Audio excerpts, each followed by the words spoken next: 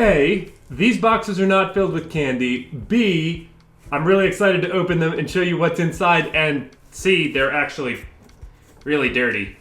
But we'll get to that.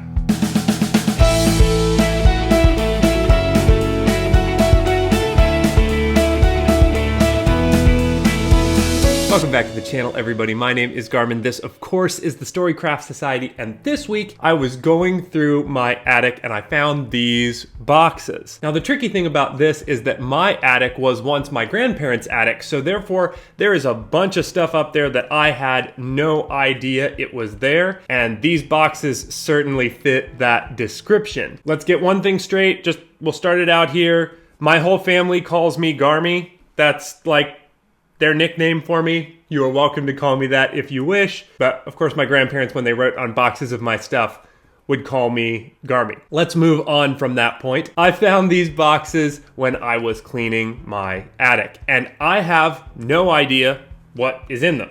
I remember playing with toy soldiers as a kid, but I don't ever remember having any kind of collection. With that said, I figured I'd crack these boxes open, I'd see what's inside, and maybe we could make something cool out of them. I don't know.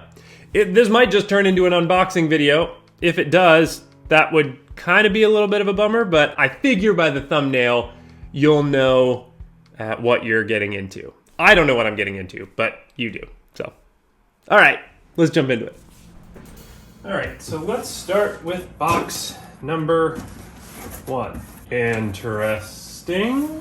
We've already got some interesting stuff here. Turns out that I have made a bridge before. But pieces are certainly falling off of it. I think this is like that stuff that you use to make like foam flower bouquets out of. I don't know. Interesting. Wow. There's a ton of stuff in here. Like a little foam thing that I must have bought for like my little Civil War soldiers. A lot of that stuff. Okay, here I must have made some kind of a lake. Pretty chipped up and beat up, although I guess I was a kid. Obviously little plastic fencing and some housing pieces. Lots of housing pieces. Plastic tent, a little broken roof piece. This might be something that would come in use one day. And then it looks like a partially made something and like a little cabin kind of thing made out of craft sticks. Interesting box 1. Box number 2. Notice bird poop on the box. That's nice. All right. Interestinger and interestinger. First off, little cardboard backed tents. Although it looks like this canvas was sewn, I am not that good of a sewer, so I doubt that I made the covers for this at least, but I might have made the other stuff. Then certainly the cardboard backing is interesting. There's 2 of those. A bag o' trees. You know me, I'll do something with this. More housing pieces. Let's see, what is in this big bag? This feels like little plastic soldiers. I don't know if you can see those through the bag, but I would guess that that's what that is. Okay, a little rock, it's broken. Fencing. This looks like it came out of a piece of something, although it looks like some sweet ones that I made. Maybe not my best work. I got a couple of those. Some more little plastic earthworks. I don't know if I could use these for anything or not. All right. This is a nice little bridge and actually pretty awesome. This pine tree, I don't know if you can see it, I'll be sure to do a close-up, but is actually the pine tree that is from the same series as the ones that I did when I made my old pine trees. So that's neat. All right, that's cool. I think that's certainly the nicest piece I've pulled out so far. And then lastly, a piece of expanded polystyrene earthworks with a glorious and gorgeous paint job on it. Box 2, I think more eventful than box 1, but I'm not sure. All right. So with a lot of options to choose from, I knew that I wanted to try and convert something from this box into something usable. I really kind of looked around and decided what I thought would be the most fun, the most rewarding, and honestly just the one that spoke to me the most. And the answer that I came to was this little bridge. Now, certainly I'd need to lose the snow on it. That's something that I don't want it to be specifically a winter bridge. I would like for it to fit into any season, but also it gives me an opportunity to try and fix the paint job. I'm never confident when I try and do a better paint job than what's on something already, but we're gonna try this time and see how that goes. And then lastly, the thing that was what really kind of settled it all for me was that the tree matches these old trees that I had, and I wonder if they're actually from the same set because the sculpt basically looks identical. So for me, that just tied it to stuff that I already had, as well as, give me a little bit of a challenge. What more could I ask for? Now, of course, I wanted to start this at a blank slate, so I made sure to get it primed in black. That neutralized everything and made it so that I could start painting up from there. And then it was time to move on to painting. All right, so before we jump into painting this, I'm going to talk about a really important thing that everybody should be using, and if you're not, this is something that you can make up really easy by yourself to make a disposable one to see if you like it, and then you can use it if you want. So we're gonna be making a wet palette. So what a wet palette does is it keeps your paints wet for longer so that when you use them then on your terrain or whatever you're painting, they don't immediately dry out on you. This is something that happens to me all the time if I put my paints onto a paper towel just by itself. You watch as you put a big glob of paint, 5 or so minutes later, it's all dried up and you got to keep going back to get more paint. So this is really simple to do. So what you're going to do is start by getting a paper plate. Now I like to actually stack up 2. That way if you buy like the cheaper paper plates, the water doesn't somehow make it through to the bottom. You're gonna need a cup of water and then you'll need paper towels. So what I do is I fold the paper towel up into a square and I set that down into the paper plate. And then you just take and pour the water.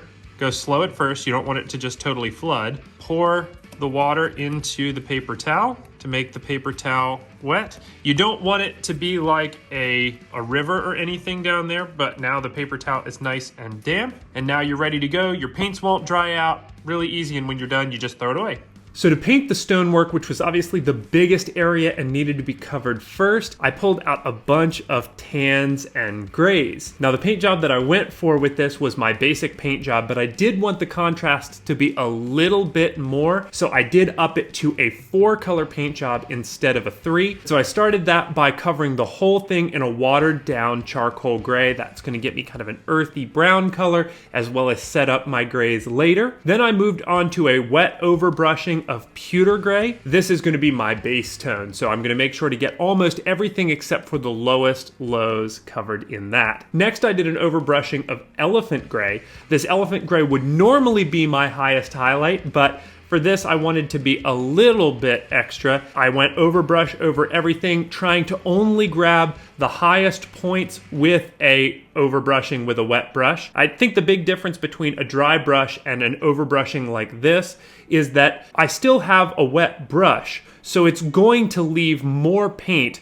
than a dry brush. A dry brush typically is only going to grab the edges of things and the super high areas. I think a wet overbrushing, even if you're doing it lightly, will grab a bigger surface area with paint. So with that done, I pulled out one of my makeup brushes. This is my preferred brush for dry brushing, and I used a granite gray over the top of the whole thing. I was absolutely wild with this. I got it over everything. We'll get to that in a little bit, but I think that this ended up working out in my favor because it gave a lot of the parts of the model almost a look like it was zenithal highlighted, even though that was not what my intention was. Now for the stone accents, the big pieces across the top of the bridge, I decided to do that in a tan. That's what I typically do for all of my stone accent work. I started with a territorial beige over the whole thing. That was going to be my base tone, my darkest darks. Then I moved to a wet brush overbrushing of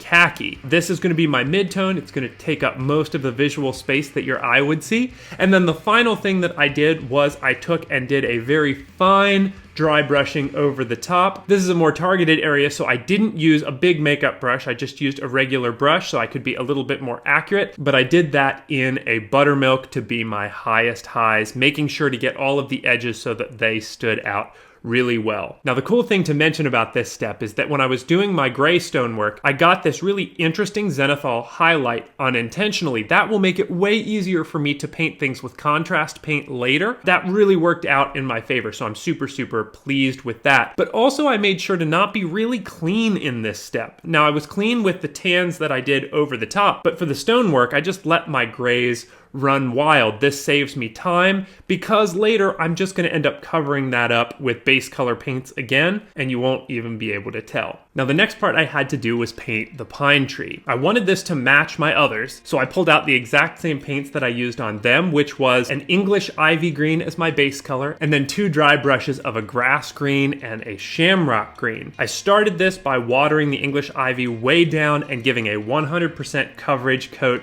over all of the pine tree. This is going to make sure that even the darkest areas are going to have just a hint of green because the watered down paint isn't going to just set super pigmented down in those recesses. The next thing that I did was I used a dry brushing of this grass green. Now, I really like this color for pine trees because it gives that evergreen look because of that just hint of blue in the paint. And I always do this step before I do the shamrock green because the shamrock green with the dry brush will then bring it back up to a pure green with only just that hint of bluish green down underneath. Okay, so after thinking about it for a while, I wasn't sure what to do with the big globs that were snow before I repainted all this. And what I decided I'm going to do is turn them all into big, thick bits of moss. So in order to save myself a little bit of headache later when I start applying flocks and stuff to this thing, I went ahead and hit all of the little green bits. I mean, I had the paint out, so that always makes it easy. But what I'll end up doing is covering all of these little green spots on top with green flock. The next part was actually a little scary for me. It was going to be painting up this little birch tree. I'd never painted a birch tree before, so that required me doing a little bit of research. I couldn't just go to a go-to set of paints on my shelf. So I pulled out my laptop, I pulled up pictures of real birch trees as well as artistic depiction of birch trees. I think that's really important. And I decided to pull a color palette from there. The reason that I like to do real birch trees as well as artistic depictions of birch trees is that real and artistic sometimes don't overlap. A really good example of this is how many artistic depictions of trees do you see painted with the trunks as brown? Well, in real life, tree trunks very rarely are actually brown, so I was worried that this could end up being one of those situations. But it turned out that actually, basically artistic depictions and real pictures of birch trees are very similar. So the color palette that I pulled was a charcoal gray and a pewter gray. That's going to sit down in the recesses. And then I'm going to do a full brushing over the top that doesn't go down into the recesses of an antique white, followed by a dry brushing over the top of a pure white. Now, I'm not going to pretend like this is the best paint job of a birch tree that anyone has ever seen, but I will say for my first stab, I couldn't be more happy with it. It really turned out in a way that I wasn't expecting it to, and it seemed fairly straightforward and easy to do. All that was left now, we're starting to get down into the detail work. The next one that I painted, not because I had to, but because I was just excited, was the little bird. So what I did was I really enjoyed how everything else seemed to have that zenithal highlight to it, making it very easy to paint. So the first thing I did was I pulled out that elephant gray and I covered the whole thing, and then I did a dry brushing over the top of a pure white, and I would be able to put contrast paint on it for the color. Speaking of contrast paint, the color I decided to use for this red bird was Flesh Terror's Red, and I absolutely love this color. It's a very deep, dark red. In fact, it actually looked like blood when I would kind of wipe my brush off onto my paper towel. That's something that I can store away for later if I ever need a blood effect. This was a very, very, very easy paint job, very typical of contrast paint. All I had to do was just cover the whole thing in red. Once that dried, I had some good definition, but I wanted it to be a little bit more defined, so I dry brushed over the whole thing in a cherry red and then finished it up with painting his little beak in black, and he was ready to go. More than anything else, since the vines were so close to the stonework, they had the best of this zenithal highlight that I just got kind of naturally. So what I did was I pulled out Gorgruntifer. This is like an orangey brown contrast paint, and I went over all of the vines. This is my favorite part of the whole piece. As soon as I started putting this color on, it just made the whole thing jump to life. You know, taking that gray scale of the stonework and really bringing a pop of color to it. Really loved this step. Once I had that done, I pulled out Militarum Green and went over all of the leaves. So I pulled out Soilworks. This is a product from Scale 75, and I absolutely love this stuff. I've used it in a couple of videos before. It's just very easy to use, and you just slap it on, whether that be a miniature base or a piece of terrain or whatever. This worked so great, but I brought out 2 colors this time. The first one is Winterground because that's a very matte finish, and then I also brought out Autumn Ground because that's going to be very glossy. The benefit of doing the 2 is it would allow me to do the more mud focused up on the top where the bridge was, and then to do the more glossy finish down closer to where the water's edge was to look like water was lapping up onto the banks. And this turned out amazing. Every time I use these 2 products in combination with one another, I always get excited at the results. Honestly, I should probably do a review video of this whole product series because it's just one of my absolute favorite products to use on just about anything. The very final thing to do on this is to deal with the snow globs that were up on top of the bridge. And all I did for that was I pulled out my Woodland Scenics Burnt Grass Fine Turf, and then I pulled out some Elmer's glue, mixed that up into a paste, and then just placed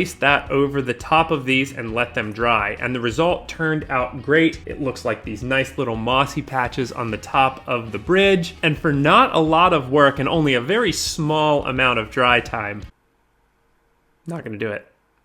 Not gonna do it. Okay, I'm gonna do it. Dry time! This bridge just turned out so fantastic. Well, that's it. I basically pulled some random boxes that my grandparents stored away from me from my attic and then ended up with this awesome little piece from it. And this isn't the only thing, by the way. I've got a bunch of other stuff that I pulled out of those boxes that I could absolutely upcycle and get to my table, which is really neat. There's not a whole lot to say here. I'm really pleased with the result. I just absolutely loved working on this. And surprisingly, I enjoyed it for as much painting as it was. It wasn't a whole lot of crafting, which is typically my favorite part. But with that said, I hope you enjoyed this video. I definitely enjoyed making it. Definitely share this video with a friend if you think they would enjoy it, but otherwise, leave me a like and a comment down below. Subscribe to the channel if you haven't, and until next week, I'll be seeing you.